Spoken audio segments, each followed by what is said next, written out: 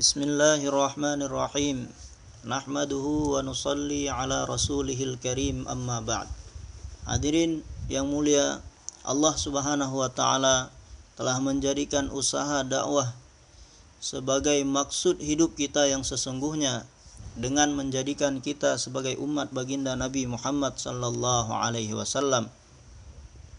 Qul hadhihi sabili ad'u ila Allah ala basiratin ana wa manittaba'ani wa subhanallahi wa ma ana minal musyrikin.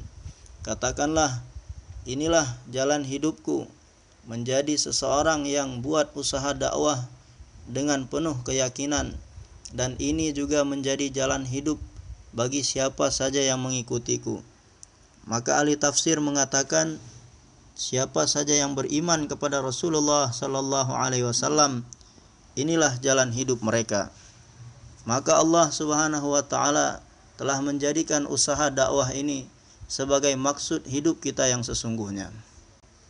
Maka seseorang yang menjadi umat baginda Nabi Muhammad sallallahu alaihi wasallam dan dia telah mengucapkan kalimah la ilaha illallah Muhammadur Rasulullah, kemudian dia menganggap bahwasanya maksud hidupnya adalah untuk menjadi seorang pengusaha ataupun untuk menjadi seorang petani, untuk menjalankan pemerintahan, ataupun untuk membuat tempat bekerja, pabrik-pabrik, kemudian untuk menjalankan pabrik-pabrik itu, maka ini adalah manusia-manusia yang bodoh dan mereka berada dalam tipu daya. Dan orang-orang seperti ini adalah orang-orang yang memiliki pemahaman yang begitu rendah sekali dan memiliki pemahaman yang rusak. Karena Allah Subhanahu wa taala telah menciptakan umat ini untuk melanjutkan, untuk menghidupkan kembali usaha yang pernah dibuat oleh Nabi sallallahu alaihi wasallam. Maka seseorang yang menganggap maksud hidupnya adalah untuk menjadi seorang petani, maka dia pun buat usaha atas pertanian. Maksud dia buat usaha atas pertanian bagaimana supaya hasil dari pertaniannya ketika dia bisa panen nanti, baik itu sayur-sayuran, buah-buahan, berbagai macam bahan-bahan makanan, nanti hasil dari panen dia tersebut dia akan jual, kemudian hasil dari penjualan panennya itu dia akan mendapatkan uang. Dan dengan uang yang dia hasilkan, yang dia dapatkan, akan bisa memperbaiki kehidupannya. Dan seseorang pengusaha yang berusaha di dalam bidangnya, maksudnya adalah supaya dengan hasil usaha yang dia kerjakan, dia bisa mendapatkan harta dalam jumlah yang banyak. Kemudian dari harta yang dia dapatkan, maka akan bisa memperbaiki kehidupannya, dan sebagainya dan seterusnya. Akan tetapi usaha dakwah ini maksudnya adalah bagaimana supaya menjadikan Allah Subhanahu wa taala sebagai maksud tujuan kita. Dari setiap gash ataupun jaulah yang kita kerjakan, dan dari setiap ta'lim yang kita kerjakan, dari setiap zikir yang kita kerjakan, dari setiap tilawat yang kita kerjakan, dan dari bayan yang kita buat, dan dari setiap apa saja yang kita kerjakan, maksud kita adalah yang pertama, maksud tujuan untuk diri saya sendiri. Maksud tujuan saya ini bagaimana menjadikan Allah Subhanahu wa taala sebagai maksud tujuan saya sendiri. Kemudian bagaimana seluruh manusia di seluruh dunia mereka juga bisa menjadikan Allah Subhanahu wa taala sebagai maksud tujuan mereka. Seseorang yang telah berusaha menjadikan Allah Subhanahu wa taala sebagai maksud tujuannya, kemudian dia telah mendapatkan Allah Subhanahu wa taala, maka orang ini telah mendapatkan kebahagiaan di dunia dan akhirat. Dan seseorang yang buat usaha dengan sungguh-sungguh kemudian dia berkorban dalam buat usahanya ini sampai mencapai puncak pengorbanan yang paling tinggi dalam usahanya, akan tetapi dia tidak menjadikan Allah Subhanahu wa taala sebagai maksud tujuannya, maka orang seperti ini pada hari kiamat akan digulung di dalam azab lebih dahulu sebelum orang-orang kafir lagi diazab. Maka nanti pada hari kiamat ada seseorang yang ketika di dunia dia mati syahid di jalan Allah Subhanahu wa taala. Kemudian dia ini akan dipanggil dan akan ditanya kepadanya bahwasanya kami telah memberikan kehidupan kepadamu. Maka dengan kehidupan yang telah kami berikan, apa yang kamu perbuat? Di mana kamu gunakan kehidupan yang telah kami berikan kepadamu? Maka orang itu menjawab, ya Allah, saya telah menggunakan kehidupan saya, berusaha sungguh-sungguh dan bersusah payah sehingga saya telah mengorbankan nyawa saya untukmu ya Allah. Maka bisa kita bayangkan berapa banyak orang-orang kafir yang telah terbunuh dari tangan seorang yang mati syahid ini dikarenakan semangatnya dalam untuk berjihad membela agama Allah Subhanahu wa taala, memerangi orang-orang kafir. Kalau dia ini buat usahanya dalam bentuk usaha dakwah dan tablik, maka dari kesungguhannya berapa banyak orang-orang yang telah mendapatkan hidayah disebabkan kesungguhannya dalam buat usaha dakwah dan tablik. Berapa banyak orang-orang yang telah terselamatkan disebabkan orang ini yang tadinya tinggal hanya berjarak sejengkal lagi akan masuk neraka, ataupun tinggal satu hasta lagi akan masuk neraka, tapi disebabkan bayan yang dia kerjakan dan disebabkan targhib yang dia berikan, maka orang tersebut telah bertaubat kepada Allah, sehingga yang tadinya mau masuk neraka akhirnya masuk ke dalam surga. Maka begitu besar pengorbanan dan begitu tinggi amal yang telah dia kerjakan semasa di dunia.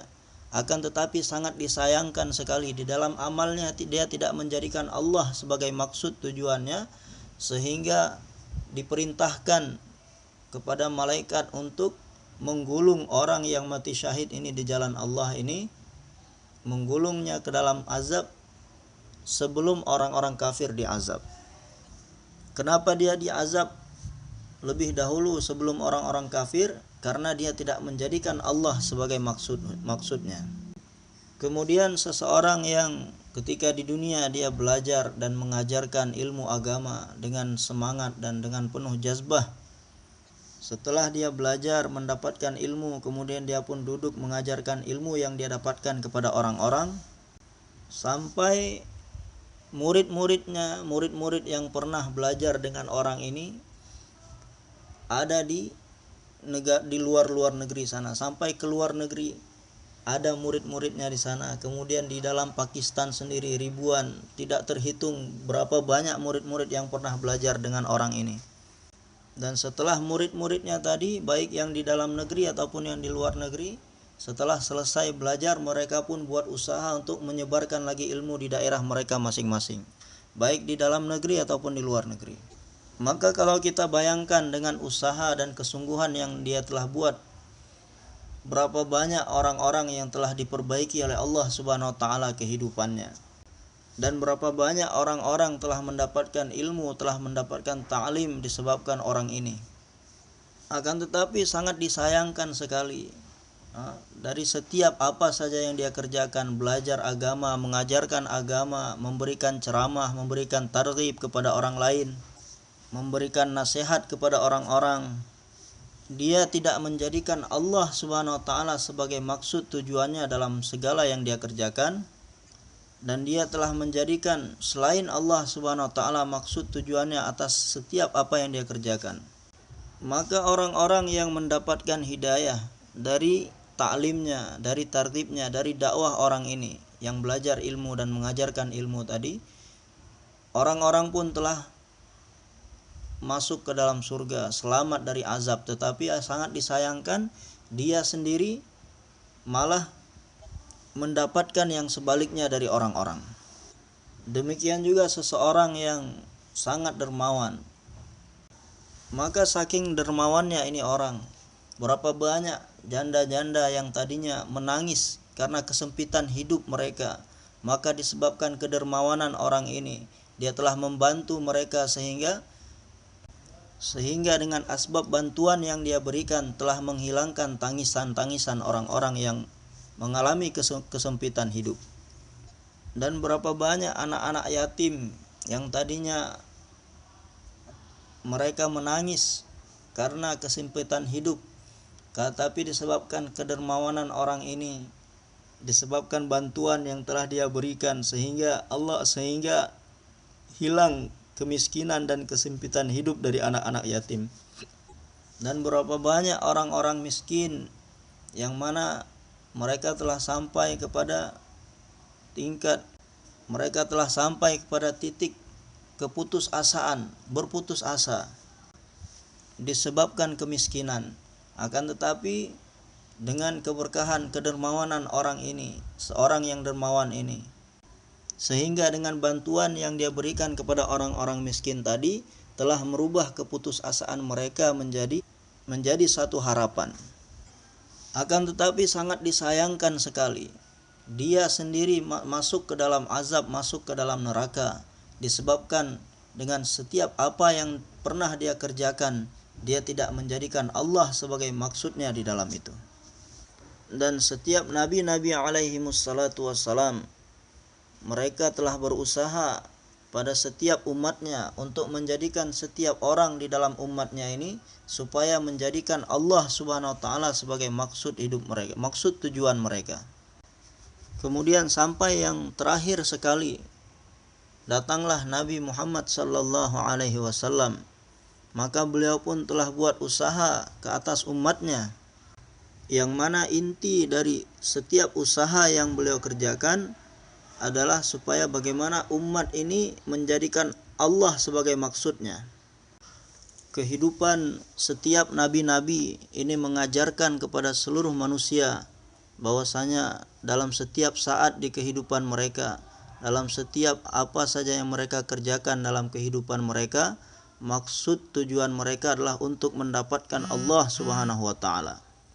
Nabi Ibrahim alaihissalam mendapatkan perintah untuk menyembelih anaknya. Maka beliau mengatakan, baiklah, karena anak ini bukan maksud saya. Maksud saya adalah untuk mendapatkan Allah Subhanahu wa taala. Maka beliau telah bersafar dari negeri Syam ke kota Mekkah. Kemudian membawa anaknya ke Mina. Kemudian beliau berkata kepada anaknya, ya bunayya, inni ara fil manami anni adbahuka fanzur madza tara. Wahai anakku, sesungguhnya aku mendapatkan perintah di dalam mimpiku, yang mana mimpi seorang nabi merupakan wahyu dari Allah Subhanahu wa taala. Aku mendapatkan perintah di dalam mimpiku untuk menyembelihmu. Maka apa pendapatmu mengenai hal ini? Maka anaknya pun Masya Allah, yang mana dari kecil sampai wafatnya terus mendapatkan pendidikan dari Allah Subhanahu wa taala, mendapatkan tarbiyah dari Allah Subhanahu wa taala. Anaknya ketika itu yang masih kecil menjawab, ya abatif al ma tu'mar satajiduni insyaallah minas sabirin. Jadi bapak dan anak yang masing-masing memiliki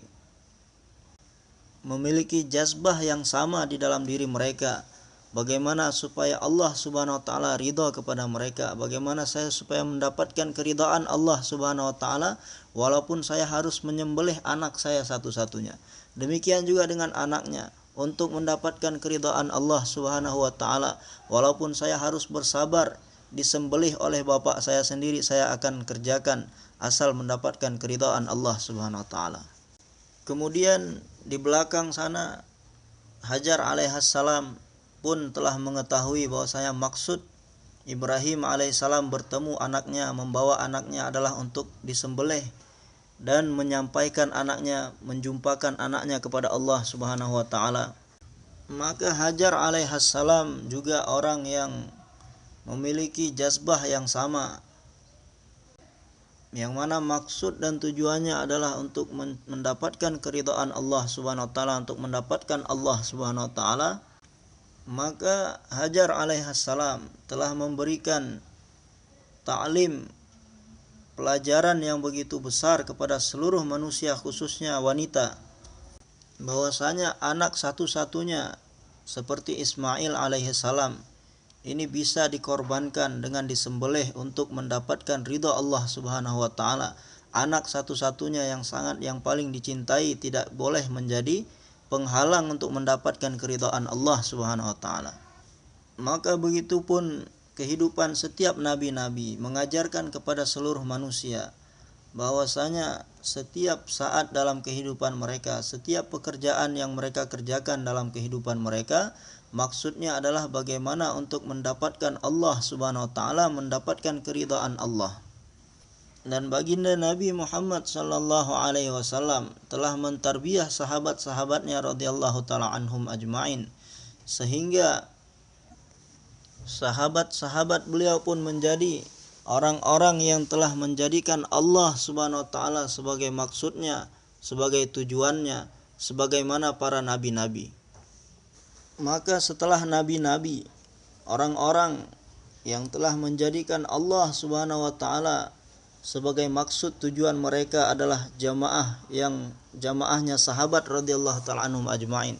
Sahabat-sahabat Nabi sallallahu alaihi wasallam, dikarenakan keberkahan ta'limnya Nabi, dikarenakan keberkahan tarbiyahnya Nabi, dikarenakan keberkahan sohbat mereka dengan Nabi sallallahu alaihi wasallam, sehingga setiap orang di kalangan sahabat telah menjadikan Allah sebagai maksud hidup mereka, maksud tujuan mereka.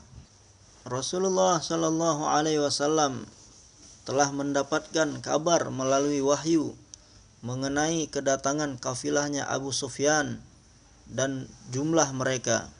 Maka beliau telah mendapatkan perintah untuk mencegat kafilahnya Abu Sufyan.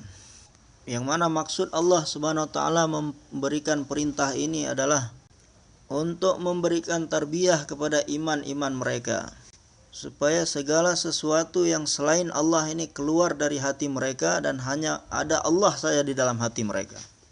Inilah tarbiyah iman yang dimaksudkan oleh Allah Subhanahu wa taala. Maka keadaan pun berubah, yakni Abu Sufyan dan kafilahnya berhasil lolos. Maka sehingga jamaah sahabat yang kecil tadi harus menghadapi satu jamaah, satu tentara dalam jumlah yang sangat banyak dan dalam persenjataan dan peralatan perang yang kuat dan lengkap, yang mana kebutuhan makanan mereka lengkap. Demikian juga jumlah mereka 3 kali lipat melebihi jumlah para sahabat. Maka melihat situasi dan keadaan yang berubah, maka Nabi SAW pun bermusyawarah meminta pendapat daripada sahabat-sahabatnya. Maka sahabat Abu Bakar radhiyallahu anhu telah memberikan usulan, sahabat Umar radhiyallahu anhu telah memberikan usulan, yang mana inti dari usulan kedua sahabat ini adalah apa yang kamu perintahkan kami akan siap kerjakan. Kami siap mengerjakan sebagaimana yang engkau perintahkan ya Rasulullah. Kemudian Rasulullah SAW pun meminta pendapat sahabat-sahabat yang lain. Maka satu orang sahabat, Sa'ad bin Mu'az radhiyallahu anhu, seorang pemuka dari kaum Ansar, maka dengan penuh semangat beliau berdiri dan berkata di hadapan Nabi SAW, "Wahai Rasulullah, lasna ka qaumi Musa an naqul idhhab anta wa rabbuka faqatila inna hahuna qa'idun, bal naqul idhhab anta wa rabbuka faqatila inna ma'akuma muqatilun." Ya Rasulullah, sesungguhnya kami tidak seperti kaum Musa alaihissalam, yang mana kaum Nabi Musa mereka sendiri yang meminta untuk berjihad, tetapi ketika datang waktunya untuk berperang, maka mereka mengatakan kepada Nabi Musa alaihissalam, idhhab anta wa rabbuka faqatila inna hahuna qa'idun. Pergilah kamu bersama Tuhanmu dan berperanglah kalian, sesungguhnya kami ingin duduk di sini saja. Kami tidak akan mengatakan seperti itu. Bahkan kami akan mengatakan, ya Rasulullah, pergilah berperang dengan Tuhanmu dan bawalah kami denganmu supaya kami bisa ikut berperang melawan musuh dan mendapatkan pertolongan dari Allah. Ya Rasulullah, kami akan berdamai kepada setiap kaum yang engkau berdamai dengan mereka, dan kami akan berperang, kami akan memerangi setiap kaum yang engkau berperang dengan mereka. Ya Rasulullah, seandainya engkau memerintahkan kami untuk mengendarai kuda kami sekencang-kencangnya sampai ke Barqul Ghimat, maka kami pun akan melakukannya.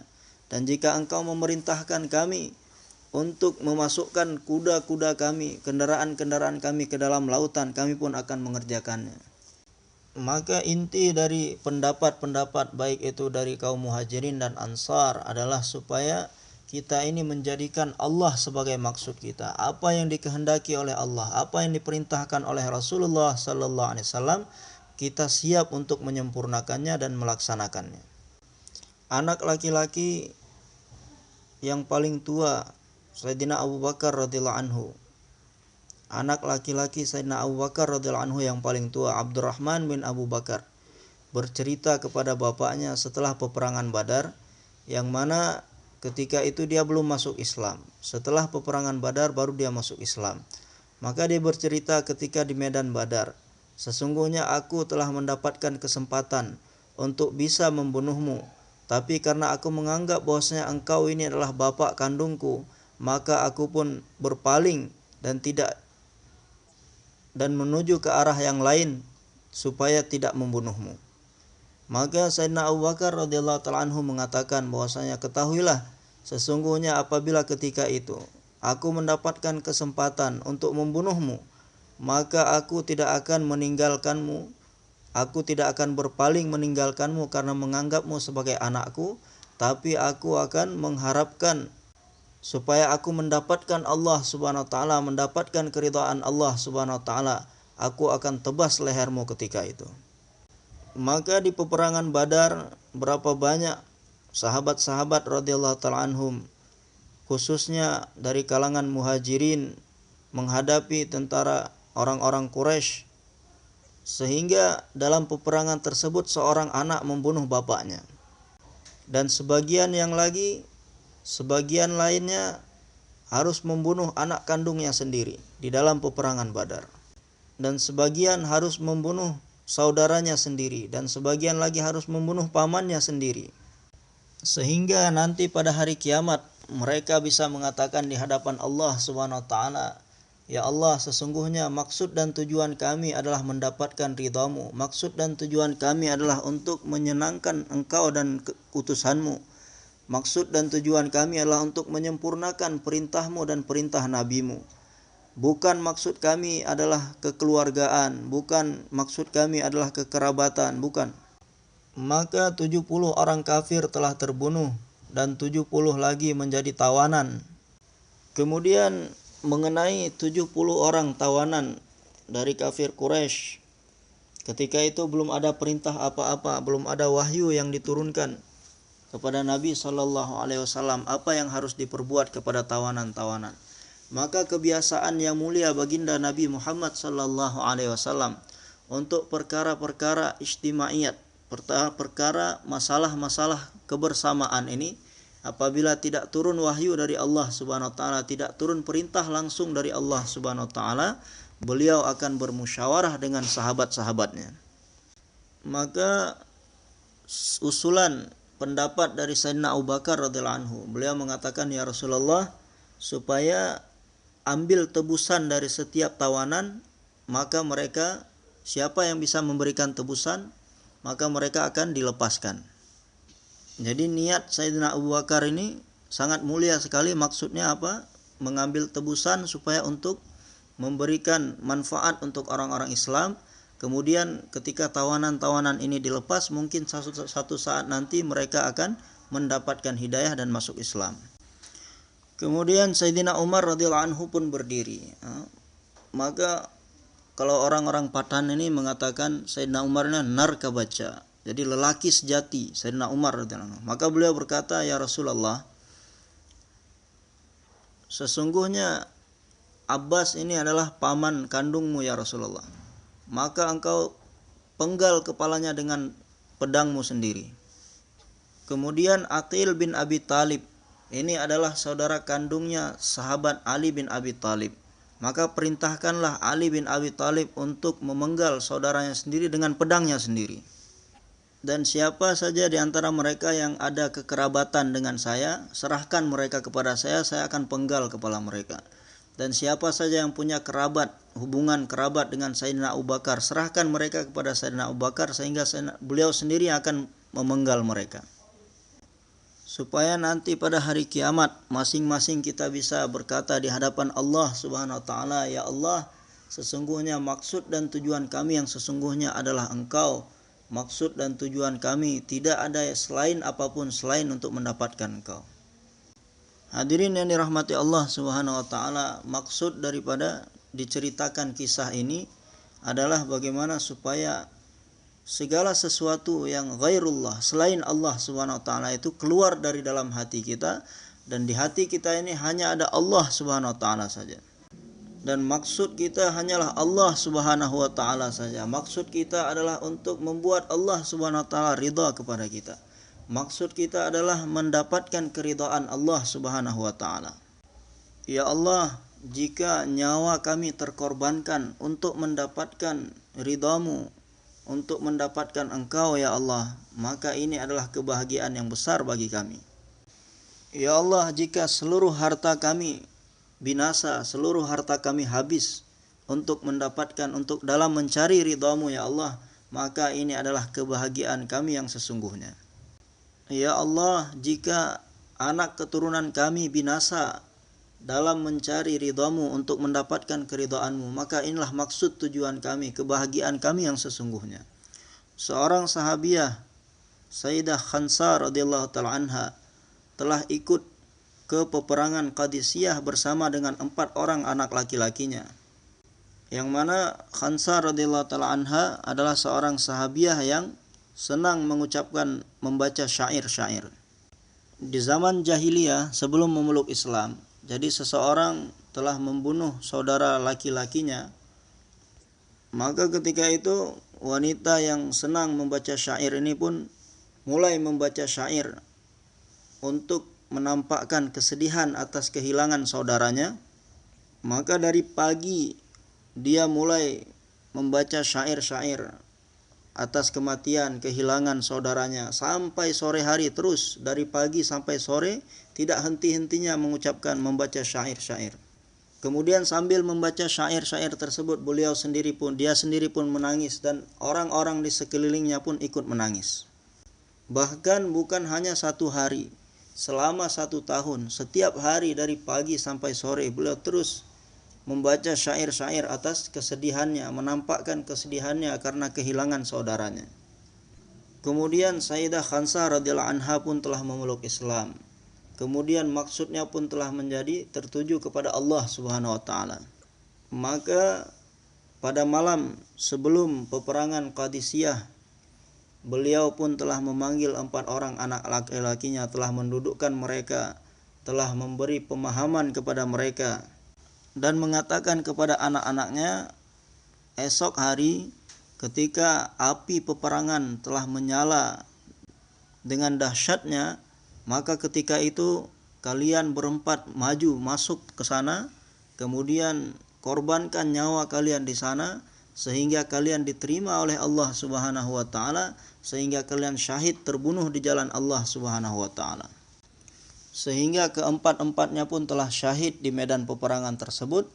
Dan Sayyidah Khansah radhiyallahu anha, dia bersyukur kepada Allah Subhanahu wa taala bahwasanya nanti pada hari kiamat dia akan dipanggil sebagai seorang ibu dari 4 orang yang mati syahid. Inilah yang dimaksud, yang dikatakan menjadikan Allah Subhanahu wa taala sebagai maksud tujuan. Semoga Allah Subhanahu wa taala menjadikan kita semua menjadi orang-orang yang menjadikan Allah Subhanahu wa taala sebagai maksudnya. Dan di dalam setiap apa saja yang kita kerjakan, supaya di dalamnya hanya menjadikan Allah Subhanahu wa taala sebagai maksud dan tujuan kita.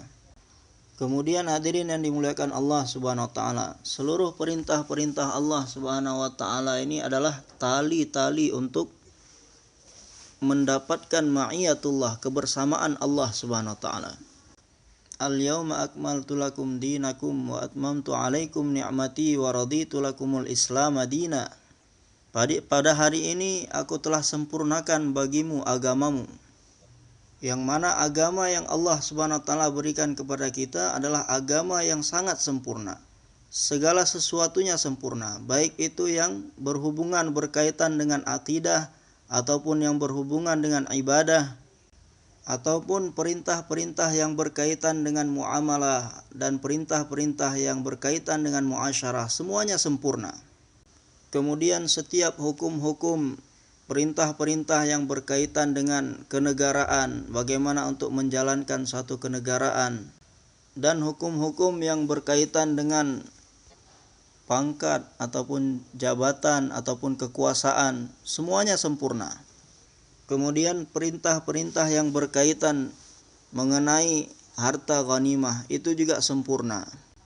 Jadi setiap keadaan yang terjadi, setiap kejadian-kejadian yang terjadi di masa hidup Rasulullah sallallahu alaihi wasallam sampai akhir hayat beliau, maka dalam setiap situasi dan keadaan, dalam setiap apa yang terjadi di masa hidup Nabi sallallahu alaihi wasallam sampai akhir hayat beliau, agama ini adalah agama yang telah sempurna diturunkan oleh Allah Subhanahu wa taala.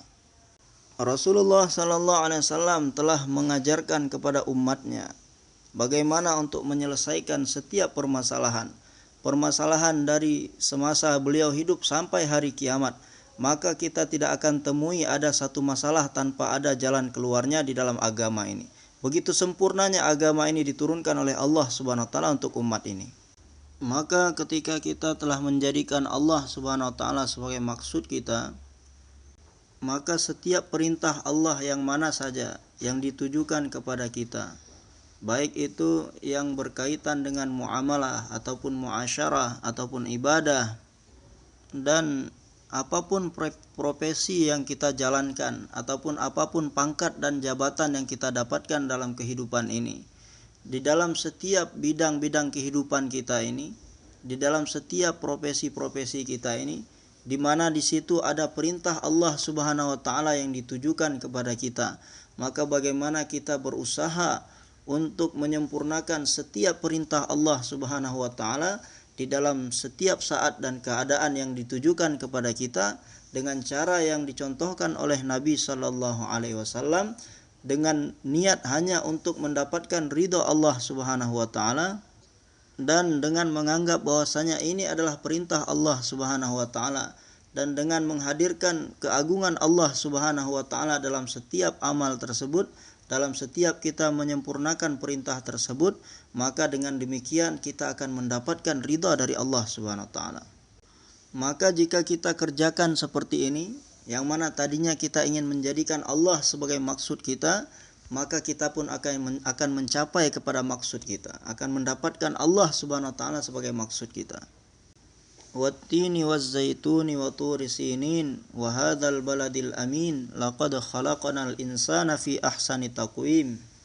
Yang mana Allah Subhanahu wa taala telah memberikan bentuk rupa yang begitu sempurna kepada manusia. Allah Subhanahu wa taala memberikan kepada manusia kekuatan akal untuk berfikir, dan Allah berikan kepada manusia kemampuan untuk berbicara. Jadi kemampuan Allah berikan akal kepada manusia, Allah berikan kemampuan manusia untuk berfikir.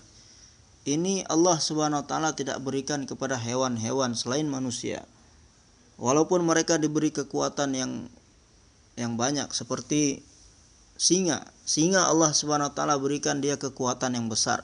Tetapi Allah Subhanahu wa taala tidak berikan kepada singa ini kekuatan untuk berfikir. Contohnya apa? Contohnya ketika seekor singa tertusuk ranting pohon di kakinya, maka itu luka sampai berhari-hari, kemudian sampai keluar darah, keluar nanah, sampai busuk luka tersebut, maka tidak ada satupun baik singa jantan ataupun singa betina yang bisa menyembuhkan, yang bisa membersihkan luka dari kaki singa tersebut. Nah, ini kekuatan berpikir hanya Allah Subhanahu wa taala berikan kepada manusia, tidak kepada hewan-hewan lainnya. Manusia yang memiliki kelebihan-kelebihan dibandingkan dengan makhluk-makhluk lainnya, dibandingkan dengan hewan-hewan. Akan tetapi manusia tidak bisa dipaksakan untuk menyempurnakan perintah-perintah Allah Subhanahu wa taala, dipaksakan untuk beriman, dipaksakan untuk beramal. Maka bagaimana untuk menjadikan manusia ini menjadi orang yang bisa menyempurnakan segala perintah-perintah Allah Subhanahu wa taala? Maka di dalam hadis disebutkan, ala inna fil jasadi lamudghatan idza salahat salahal jasadu kulluhu wa idza fasadat fasadal jasadu kulluhu ala wahiyal qalb. Di dalam diri manusia terdapat segumpal daging. Apabila gumpalan ini baik, maka seluruh anggota tubuh lainnya pun akan menjadi baik. Dan apabila gumpalan daging ini rusak, maka bagian anggota tubuh yang lainnya pun akan ikut menjadi rusak. Maka beliau bersabda, dengarkan baik-baik, bahwasanya gumpalan daging itu adalah hati. Manusia yang memiliki hati yang baik, maka dia tidak akan berbuat keburukan. Dan manusia yang memiliki hati yang buruk, hati yang rusak, maka dia tidak akan pernah bisa menjadi baik. Oleh karena itu, setiap nabi-nabi, awal mula usaha yang mereka usahakan, bahkan sampai kepada Nabi Muhammad SAW pun telah memulai usahanya daripada hati-hati manusia. Yang pertama diusahakan adalah hati-hati manusia. Dan apa yang diusahakan oleh setiap nabi-nabi ke atas hati-hati manusia, yakni mengeluarkan segala keyakinan-keyakinan yang salah yang ada di dalam hati manusia, dan berusaha bagaimana memasukkan keyakinan yang benar ke dalam hati manusia. Inilah usaha yang paling besar yang dilakukan oleh setiap nabi-nabi. Hadirin yang dirahmati Allah Subhanahu wa taala, maka yakin yang benar dan iman yang benar ini adalah menunjukkan baiknya hati seseorang. Dan kekufuran dan yakin yang salah ini adalah tanda-tanda rusaknya hati seseorang. Kemudian kecintaan kepada Allah dan kecintaan kepada Nabi, kepada Rasulullah, ini adalah tanda baiknya hati seseorang. Kemudian kecintaan kepada selain Allah, selain Nabinya, ini adalah tanda buruknya hati seseorang. Dan cinta terhadap dunia dan tamak terhadap dunia, ini adalah pertanda rusaknya hati. Kemudian senantiasa mendahulukan kehidupan akhirat setiap saat dan keadaan, memikirkan bagaimana akhir kehidupannya di atas dunia ini. Setiap saat dan keadaan memikirkan bagaimana cara memberikan jawaban kepada malaikat mungkar nakir di dalam kubur. Dan setiap saat dan keadaan memikirkan bagaimana nasibnya ketika di dalam kubur nanti. Apakah dia termasuk orang-orang yang diberikan kain kafan dari surga dan dibukakan jendela-jendela surga sehingga tertiuplah angin-angin dari surga ke dalam kuburnya, ataupun dia termasuk dalam golongan yang sebaliknya yang akan diberikan kain kafan dari neraka, yang mana kuburnya akan dijadikan salah satu jurang dari jurang-jurang neraka, na'udzubillah.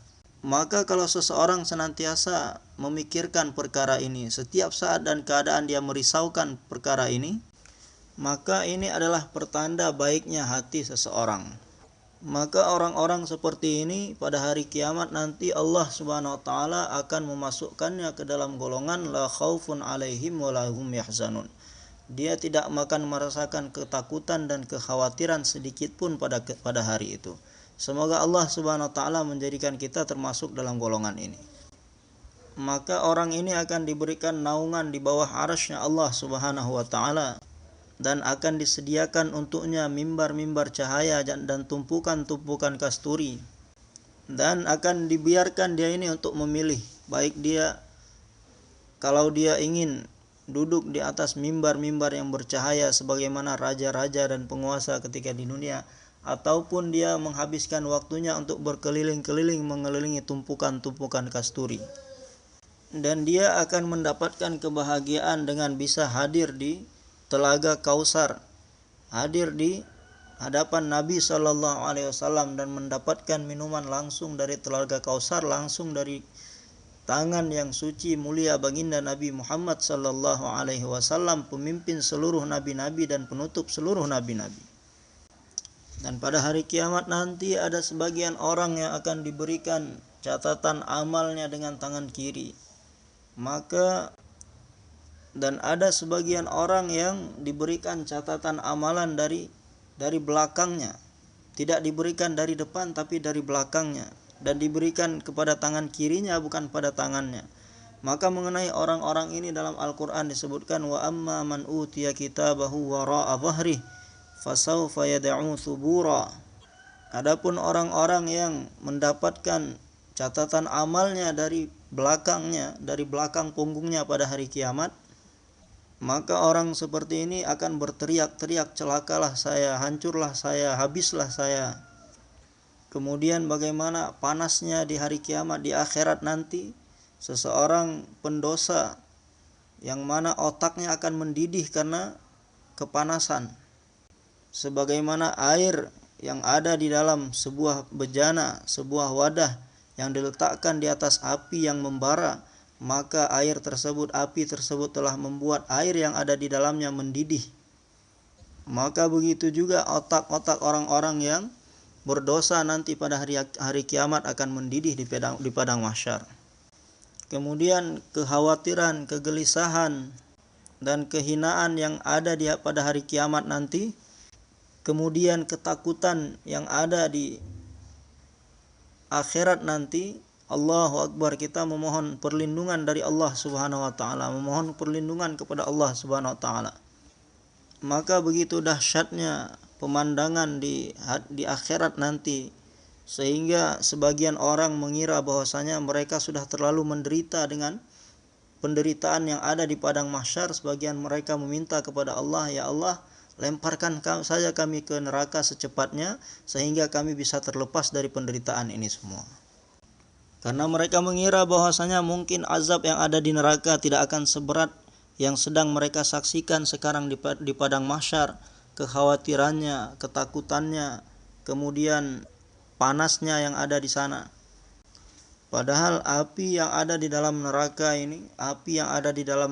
panasnya itu adalah 70 kali lebih panas daripada api dunia. Kemudian ular dan kalajengking yang ada di dalamnya, ketika orang-orang yang berdosa di neraka setelah mereka selesai diazab, kemudian karena begitu kelaparan, menjerit-jerit kelaparan, namun ketika didatangkan makanan neraka kepada mereka, mereka pun makan makanan neraka, bukannya hilang rasa laparnya, bahkan bertambah azabnya. Kemudian setelah bertahun-tahun berteriak-teriak minta minum kehausan, namun ketika didatangkan diminumkan minuman dari neraka, bukannya hilang rasa hausnya, akan tetapi menambah azab untuk orang tersebut. Maka neraka ini adalah tempat yang di dalamnya manusia tidak akan mendapatkan apa yang dia inginkan. Sedangkan di surga ini adalah tempat yang di dalamnya manusia akan mendapatkan segala apa yang dia inginkan. Maka bagaimana dalam setiap hati kita ini ada senantiasa memikirkan akhirat, senantiasa memikirkan surga dan neraka. Surga yang mana di dalamnya ada kehidupan yang setelahnya tidak akan ada lagi kematian. Yang di dalamnya ada masa muda yang tidak akan pernah tua selama-lamanya. Di dalamnya berbagai macam kenikmatan dan tidak akan ditemukan kesulitan sedikit pun di dalamnya. Dan di dalamnya ada kesenangan yang setelahnya tidak akan ada kesusahan selama-lamanya. Dan di dalamnya ada sehat yang tidak akan pernah sakit untuk selama-lamanya. Walakum fiha ma tashtahi anfusukum walakum fiha ma tadda'un. Dan di dalam surga tersebut akan diberikan kepadamu apa yang terlintas di dalam hatimu, dan akan diberikan kepadamu apa-apa yang engkau minta. Allah Subhanahu wa taala telah memberitahukan inti daripada surga di dalam Al-Qur'an seperti ini. Salamun qaulam mir rabbir rahim. Allah Subhanahu wa taala akan mengangkat penutup dari cahaya yakni cahaya penutup Allah Subhanahu wa taala akan angkat dan Allah akan hadir di hadapan mereka mengucapkan salam kepada penduduk-penduduk surga. Dan dia akan mendapatkan kehidupan yang penuh dengan kenikmatan di dalam surga. Maka seorang manusia yang dari hatinya sudah tidak ada lagi keyakinan-keyakinan terhadap selain Allah dan yakin kepada zat dan sifat Allah Subhanahu wa taala telah melekat di dalam hatinya, dan manusia yang di dalam hati-hati mereka hanya ada kecintaan terhadap harta dan kebendaan, cinta kepada tanah, cinta kepada pangkat, jabatan, dan kedudukan. Terkadang apabila seseorang sudah ikut usaha dakwah dan tabligh keluar 4 bulan, maka keinginannya terhadap jabatan-jabatan, pangkat-pangkat keduniaan ini hilang dari dalam hatinya. Akan tetapi setelah beberapa lama dia mulai bertawajuh dalam usaha dakwah dan tabligh, maka timbul di dalam hatinya kecintaan dan keinginan kepada jabatan-jabatan di dalam kerja dan usaha tabligh. Ada keinginan dari dalam hatinya supaya dijadikan syura di dalam musyawarah bulanan, supaya saya ini diputuskan untuk kasih bayan malam markas di Karachi, yang mana di sana yang hadir, majma' yang hadir setiap malam markas sampai 40.000 50.000 orang. Sehingga nanti setelah bayan 40.000 50.000 orang tadi akan menunjukkan jarinya ke arah saya. Ini dia Maulana Abdurrahman Sahab. Kemudian ketika amirnya meninggal ataupun amirnya sudah uzur, yang mana tidak ada lagi amir yang untuk menggantikan tempat posisi mereka, yang ada hanyalah syura. Kemudian dari kalangan syura-syura yang ditetapkan tadi, ada 3 orang 4 orang yang akan menjadi faisalah secara bergantian. Kemudian dia cari celah-celah, dia cari cara-cara bagaimana supaya nama saya masuk di antara salah satu yang menjadi faisalah nanti. Maka ini juga jangan sampai ada keinginan-keinginan di dalam hati kita untuk mendapatkan jabatan-jabatan di dalam tabligh. Rasulullah sallallahu alaihi wasallam telah mendidik sahabat-sahabat, mentarbiyah sahabat-sahabat radhiyallahu taala anhum ajmain, sehingga di dalam diri-diri mereka pun sudah tidak ada lagi keinginan untuk mendapatkan jabatan-jabatan di dalam agama. Sayyidina Abu Bakar Siddiq radhiyallahu taala anhu suatu ketika bersafar dengan seseorang dari dusun, orang gunung. Maka setelah menjelang akhir-akhir safar mereka ketika akan berpisah, orang tersebut meminta kepada Sayyidina Abu Bakar, nasihatilah saya. Maka Sayyidina Abu Bakar mengatakan kepada orang dusun tadi, jangan sekali-kali kamu menjadi amir, ingin menjadi amir, diangkat menjadi amir walaupun hanya untuk 2 orang saja. Maka kemudian setelah wafatnya baginda Nabi sallallahu alaihi wasallam, kemudian Sayyidina Abu Bakar radhiyallahu anhu diangkat menjadi seorang khalifah, pemimpin umat Islam. Maka ketika orang dusun tadi mendengar kabar seperti ini, dia pun mengendarai untanya pergi ke kota menemui Sayyidina Abu Bakar radhiyallahu anhu. Ketika bertemu maka dia bertanya, wahai Amirul Mukminin, apakah engkau masih ingat saya? Sayyidina Abu Bakar radhiyallahu anhu mengatakan, tentu saya ingat dengan kamu. Kemudian orang dusun tadi mengatakan, apakah kamu ingat pernah menasihati saya? Tentu saya ingat, saya pernah menasihati kamu. Maka orang dusun itu mengatakan, orang gunung tadi mengatakan, waktu itu engkau menasihati saya jangan jadi amir, jangan sekali-kali pernah jadi amir walaupun hanya untuk 2 orang. Sedangkan saat ini engkau telah menjadi amir, menjadi pemimpin untuk seluruh umat. Kemudian Sayyidina Abu Bakar radhiyallahu ta'ala anhu pun berusaha untuk memahamkan orang dusun, orang gunung tadi, bahwasanya memberikan kepahaman kepadanya bahwasanya saya ini menjadi khalifah karena terpaksa. Saya dijadikan terpaksa menjadi seorang pemimpin karena dijadikan oleh orang-orang Islam, orang dan beliau mengatakan, saya tidak pernah sekalipun berdoa minta kepada Allah Subhanahu wa taala, baik siang ataupun malam hari, 1 kali pun saya tidak pernah berdoa untuk dijadikan khalifah pengganti setelah Rasulullah sallallahu alaihi wasallam wafat. Demi Allah sekalipun saya tidak pernah berdoa kepada Allah. Nah, beginilah dahulu keadaan sahabat-sahabat radhiyallahu taala anhum. Begitu juga hari ini kita jangan sampai ada keinginan di dalam hati kita untuk mendapatkan jabatan-jabatan di dalam usaha dakwah tabligh. bagaimana di dalam hati kita ini hanya ada Allah saja, tidak ada selain Allah Subhanahu wa taala dalam hati kita. Jadi saya hanya menginginkan Allah saja ada di dalam hati saya. Saya tidak menginginkan mimbar, saya tidak menginginkan kedudukan apapun di dalam tabligh. Dan saya tidak menginginkan sedikit pun tempat duduk syura musyawarah bulanan. Saya tidak ingin dijadikan amir di satu daerah, untuk satu wilayah, ataupun saya tidak ada keinginan untuk dijadikan faisalah. Jadi dalam usaha ini yang saya inginkan adalah bagaimana Allah Subhanahu wa taala gunakan saya untuk buat usaha ini, sehingga Allah Subhanahu wa taala ridha dengan saya, dan Allah Subhanahu wa taala memberikan kepada saya kedekatan dengan baginda Nabi sallallahu alaihi wasallam di dalam surga Firdaus. Dan pada hari kiamat nanti supaya Allah Subhanahu wa taala memberikan kepada saya hisab yang ringan. Ini saja yang saya inginkan. Saya tidak inginkan apa-apa selain ini. Semoga Allah Subhanahu wa taala memberikan taufik kepada kita semua. Maka hadirin yang dirahmati Allah Subhanahu wa taala, sejauh mana di dalam hati kita ini senantiasa memikirkan, merisaukan akhirat, dan sejauh mana dari dalam hati kita ini keluar keyakinan-keyakinan terhadap selain Allah, maka sejauh itu pula Allah Subhanahu wa taala akan memudahkan kita untuk menyempurnakan segala perintah-perintahnya. Dan sejauh mana kita terus mendakwahkan perkara iman, kebesaran Allah, keagungan Allah Subhanahu wa taala, maka ini akan memberikan pengaruh yang besar terhadap keimanan dan keyakinan kita. Maka kalau kita jarang buat dakwah ijtimai, karena ketika kita sedang keluar jarang sekali mendapat giliran untuk mendapat kesempatan untuk bayan dakwah secara ijtimai.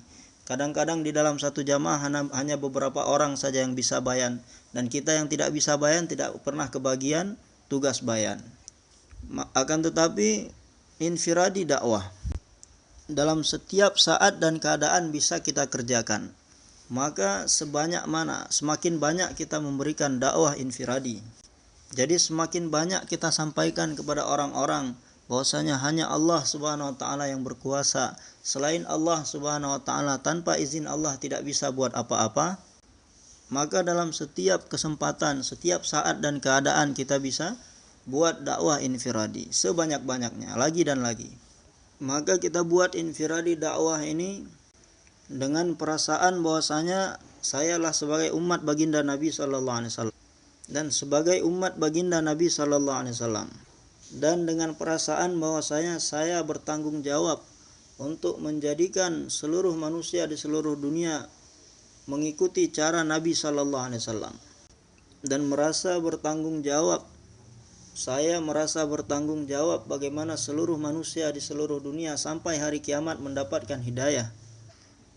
Maka tidak ada tempat yang kita datangi, baik di hutan ataupun di kota, di stasiun kereta, di terminal bus, di rumah gubuk ataupun rumah batu, kecuali kita sampaikan kepada orang-orang yang kita jumpai di setiap tempat itu bahwasanya hanya Allah Subhanahu wa taala saja yang berkuasa. Selain Allah Subhanahu wa taala, tanpa kehendak Allah tidak bisa buat apa-apa. Dan dengan niat seperti ini dan dengan jazbah seperti ini, kita sampaikan pada siapa saja yang kita jumpai bahwasanya hanya Allah Subhanahu wa taala saja yang berkuasa. Selain Allah tidak bisa buat apa-apa. Maka akan memberikan pengaruh kepada seluruh keyakinan-keyakinan yang salah yang ada di atas dunia ini. Kemudian kita sampaikan kepada 1 orang, 2 orang, 3 orang, 4 orang bahwasanya kebahagiaan itu tidak ada di dalam harta, pangkat dan jabatan. Dan kebahagiaan kita adalah bagaimana menyempurnakan setiap perintah Allah Subhanahu wa taala dalam setiap saat dan keadaan dengan jazbah untuk mendapatkan ridha Allah Subhanahu wa taala, dengan menghadirkan keagungan Allah Subhanahu wa taala dan dengan cara yang dicontohkan oleh Nabi sallallahu alaihi wasallam. Inilah kebahagiaan kita yang sesungguhnya. Nah, apabila kita buat dakwah seperti ini, maka akan memberikan pengaruh kepada seluruh keyakinan-keyakinan yang salah mengenai kebahagiaan ada di dalam harta, kebendaan, pangkat, jabatan yang hari ini sedang terjadi di seluruh dunia. Jadi walaupun hanya beberapa orang saja yang buat jaulah di satu kampung desa yang kecil, tetapi jaulah mereka akan memberikan kesan, memberikan pengaruh ke seluruh alam. Maka sejauh mana kita berusaha berdakwah kepada orang-orang dan menjadikan orang yang kita dakwahkan tersebut menjadi orang-orang yang buat dakwah lagi kepada orang lain, maka dengan karunia Allah Subhanahu wa taala, Allah Subhanahu wa taala akan memberikan kekuatan iman dan yakin pada diri kita. Dan Allah Subhanahu wa taala akan berikan kemanisan iman kepada kita. Yang mana setelah mendapatkan kekuatan dan kemanisan iman tersebut, maka kita akan mudah menyempurnakan segala perintah-perintah Allah Subhanahu wa taala yang tadinya berat untuk dilaksanakan. Dan kita pun akan mudah untuk melaksanakan segala perintah-perintah Allah yang di dalamnya tidak diperlukan susah payah ataupun mujahadah. Dan dengan kekuatan dan kemanisan iman yang kita dapatkan tadi, kita akan mudah untuk meninggalkan segala dosa-dosa yang mana jika dikerjakan dosa tersebut maka akan dirasakan kenikmatan oleh nafsul ammarah kita. Maka kita akan dimudahkan untuk meninggalkan dosa-dosa, meninggalkan perbuatan dosa seperti itu.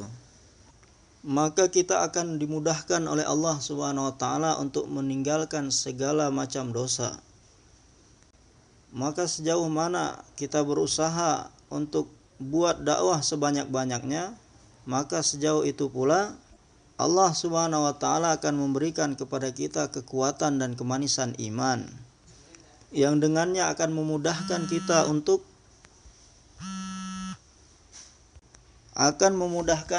untuk menyempurnakan segala perintah Allah dan meninggalkan larangan Allah.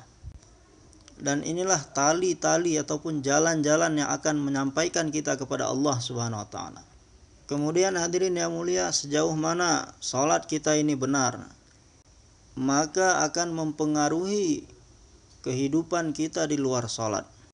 Apabila salat kita benar, maka kita akan mudah untuk menjalani kehidupan kita di luar salat sesuai dengan cara yang dicontohkan oleh baginda Nabi Muhammad sallallahu alaihi wasallam dan sesuai dengan yang diperintahkan oleh Allah Subhanahu wa taala.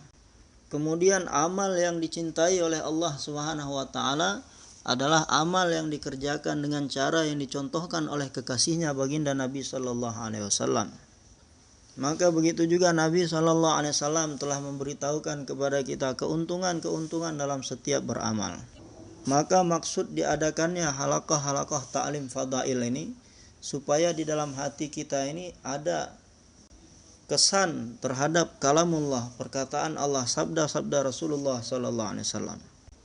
Maksudnya adalah setiap keuntungan yang diberitahukan oleh Allah Subhanahu wa taala dan Rasulnya yang ada di balik setiap amal-amal, maka ketika amal itu ada di hadapan kita, maka kita tidak akan tenang sebelum menyempurnakan amal tersebut. Kemudian setiap ancaman yang diberitahukan oleh Allah Subhanahu wa taala dan diberitahukan oleh Rasulullah sallallahu alaihi wasallam yang ada di balik setiap keburukan ataupun kemungkaran, maka ketika satu saat kemungkaran itu ada di hadapan kita, maka hati kita begitu merasa ketakutan dengan ancaman-ancaman yang telah diberitahukan oleh Allah Subhanahu wa taala dan Rasulnya, sehingga kita pun tidak akan tahan untuk tinggal berlama-lama di hadapan kemungkaran tersebut, kita akan tinggalkan kemungkaran itu.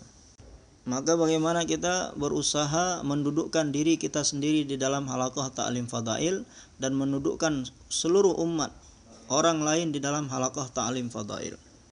Maka jangan sampai ada satu rumah pun di mahalla kita, termasuk rumah kita, yang tidak ada halaqah ta'lim di dalamnya. Di samping amal-amal dakwah lainnya juga perlu dihidupkan.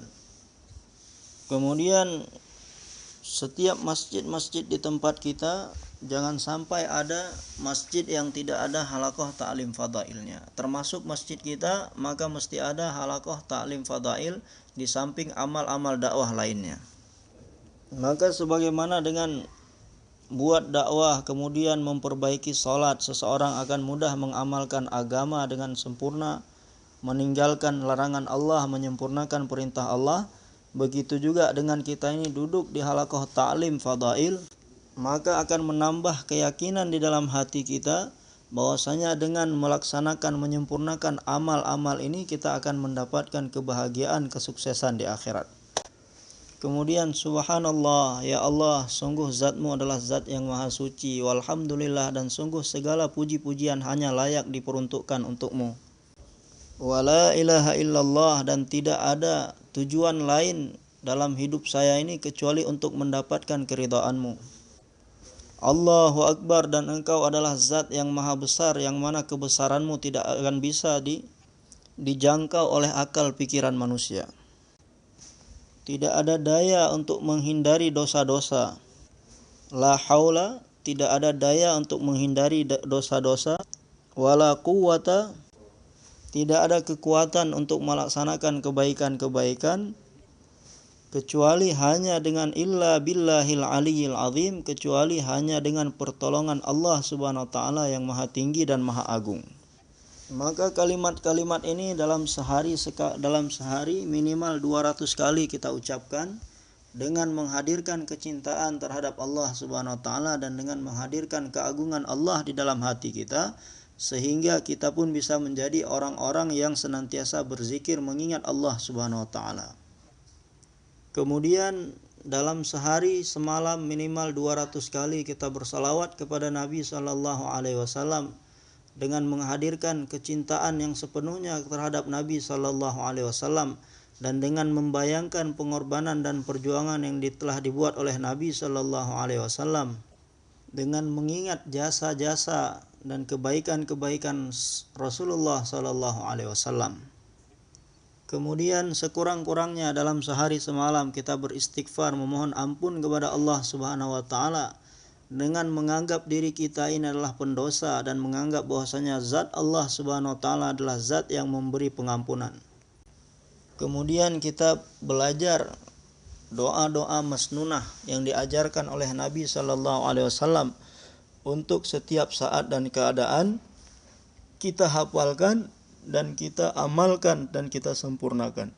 Kemudian bagaimana kita berusaha menyempurnakan dan membaca tilawat Al-Quran. Maka zikir, tilawat, dan doa-doa masnunah dengan menjaga dan menyempurnakan perkara-perkara ini, maka akan menjadikan kita orang-orang yang merasa setiap saat dan keadaan Allah Subhanahu wa taala mengawasi kita, Allah Subhanahu wa taala bersama kita. Yang mana perkara ini adalah perkara yang akan memudahkan kita untuk mencegah kita dari dosa-dosa. Nah, ini adalah satu benteng yang sangat kuat ketika dalam diri seseorang ini merasa senantiasa diawasi oleh Allah Subhanahu wa taala, akan menghentikan dia ini dari dosa-dosa. Kemudian dengan berzikir mengingat Allah Subhanahu wa taala tadi, Allah Subhanahu wa taala akan memberikan kecintaan kepada Allah di dalam hati-hati kita. Ketika ada kecintaan kepada Allah Subhanahu wa taala di dalam hati kita, akan memudahkan kita untuk mentaati Allah Subhanahu wa taala. Innal mahabba liman yuhibbu muti'u. Maka ciri-ciri seseorang yang mencintai Allah Subhanahu wa taala, dia akan mentaati Allah Subhanahu wa taala dan tidak akan pernah bermaksiat kepada Allah. Maka kecintaan kepada Allah Subhanahu wa taala ini akan kita dapatkan apabila kita berzikir sebanyak-banyaknya. Maka untuk itu bagaimana kita menjaga dan menyempurnakan zikir-zikir kita. Dan Allah Subhanahu wa taala akan mudahkan kita untuk menyempurnakan perintah-perintahnya, dan Allah Subhanahu wa taala akan mudahkan kita untuk mencapai maksud. Dan Allah Subhanahu wa taala akan berikan rasa takut kepada Allah di dalam hati kita, yang mana dengannya akan memudahkan kita untuk menghindarkan diri dari dosa-dosa. Maka mendakwahkan kalimah thayyibah, kemudian mengusahakan salat, kemudian menghidupkan halaqah-halaqah ta'lim fadail, kemudian memperbanyak zikir. Ini adalah amal-amal yang akan membantu memudahkan manusia untuk menyempurnakan perintah-perintah Allah dan meninggalkan dosa-dosa dan meninggalkan hal-hal yang mungkar. Kemudian dengan akhlak yang baik ini akan menjaga agama dalam diri seseorang. dan akan menjadikan segala kebaikan-kebaikannya menjadi kekal. Tapi kalau akhlaknya buruk, akhlaknya tidak baik, suka membicarakan keburukan orang lain, suka mengadu domba, dan suka menzalimi saudara-saudara muslim lainnya, dan suka merampas hak-hak saudara muslim lainnya, maka sebanyak mana kezaliman yang dia kerjakan, dan sebanyak mana hak orang lain yang dia ambil, yang dia rampas, maka ini akan menjadikan asbab habisnya amal-amal kebaikannya nanti di akhirat, sehingga ketika amal itu habis, sedangkan orang yang menuntut hak-hak mereka belum habis, maka keburukan-keburukan orang yang menuntut hak mereka itu akan ditimpakan ke atas orang tadi. Maka bagaimana kita senantiasa berusaha memperbaiki akhlak kita, berusaha menjadikan akhlak kita sebagaimana akhlak baginda Nabi sallallahu alaihi wasallam. Kemudian sebagaimana yang disampaikan di awal-awal tadi, bahwasanya setiap apa saja yang kita kerjakan, apa saja yang kita lakukan, maksud kita hanyalah Allah Subhanahu wa taala saja, tidak ada maksud lain selain Allah Subhanahu wa taala. Kemudian bagaimana kita berusaha untuk memasukkan keyakinan ke dalam hati kita, bahwasanya saya sebagai umat baginda Nabi Muhammad sallallahu alaihi wasallam, yang mana saya bertanggung jawab untuk buat usaha bagaimana seluruh manusia di seluruh dunia mendapatkan hidayah dari Allah Subhanahu wa taala, mengamalkan agama dengan sempurna dalam kehidupannya, maka kita senantiasa berusaha untuk meyakinkan perkara ini dalam diri kita dan menyampaikan perkara ini kepada orang lain di seluruh dunia. Allah Subhanahu wa taala telah menjadikan Nabi sallallahu alaihi wasallam sebagai nabi untuk seluruh alam, kemudian sampai hari kiamat, untuk seluruh manusia di seluruh dunia sampai hari kiamat. Maka sebagaimana kenabian baginda Nabi Muhammad sallallahu alaihi wasallam adalah untuk seluruh alam, dan yang mana kenabian beliau ini adalah kenabian sampai hari kiamat, maka demikian juga setiap orang yang mengucapkan kalimah la ilaha illallah, beriman kepada Nabi sallallahu alaihi wasallam, dia juga punya tugas dan tanggung jawab, dia juga punya kewajiban yang sama sebagaimana baginda Nabi Muhammad sallallahu alaihi wasallam. Maka sekarang ini setan senantiasa berusaha untuk menghalangi kita keluar di jalan Allah Subhanahu wa taala, yang mana tadinya di setiap hari jauhlah di tempat kita setelah bayan kita senantiasa tuliskan nama saya siap 40 hari, saya siap 4 bulan, saya siap 7 bulan, 1 tahun dan sebagainya. Kemudian ketika sampai di istima pun, maka bagaimana caranya? Syaitan ini senantiasa berusaha untuk menghalangi kita keluar di jalan Allah Subhanahu wa taala. Yang tadinya semangat niat dari tempat kita, kemudian dia cari cara bagaimana supaya kita tidak hadir di dalam istima. Kemudian ketika walaupun kita sudah sampai dalam istima, dia cari lagi cara bagaimana supaya kita tidak jadi keluar di jalan Allah Subhanahu wa taala. Bagaimana caranya? Caranya adalah menjadikan masalah-masalah yang kecil seolah-olah besar dan berat di hadapan kita, sehingga membuat kita berat untuk keluar di jalan Allah Subhanahu wa taala, melemahkan niat kita untuk keluar di jalan Allah Subhanahu wa taala sampai kita tidak jadi keluar di jalan Allah. Inilah setan, kerjanya setan seperti ini. Akan tetapi wa may yatawakkal 'alallahi fahuwa hasbuh, barang siapa yang bertawakal kepada Allah Subhanahu wa taala, maka Allah Subhanahu wa taala akan cukup baginya. Cukup bagi kita Allah saja yang akan menjadi penjaga di rumah kita, yang akan menjaga rumah kita, keluarga kita. Cukup Allah saja bagi kita untuk menjaga pekerjaan, kesibukan yang kita tinggalkan. Maka kita tidak perlu khawatir atas perkara apapun, kita tidak perlu takut atas hal apapun. In tansurullaha yansurukum, orang yang keluar di jalan Allah Subhanahu wa taala pasti Allah berikan pertolongannya kepada orang itu. Kemudian setiap amal yang kita kerjakan di jalan Allah Subhanahu wa taala, Allah akan lipatkan pahalanya, bukan hanya ratusan ribu bahkan sampai jutaan kali lipat. Kemudian orang-orang yang keluar di jalan Allah Subhanahu wa taala. Ini ditulis di dalam takrirnya Maulana Yusuf rahmatullah alaih. Kita baca di sana bahwasanya doa-doa mereka dikabulkan oleh Allah Subhanahu wa taala sebagaimana doa-doa para nabi. Maka untuk itu jangan ada di antara kita yang masuk ke dalam tipu daya syaitan, dan jangan sampai kita meninggalkan niat-niat kita sebagaimana sebelum kita berangkat dari rumah tadi.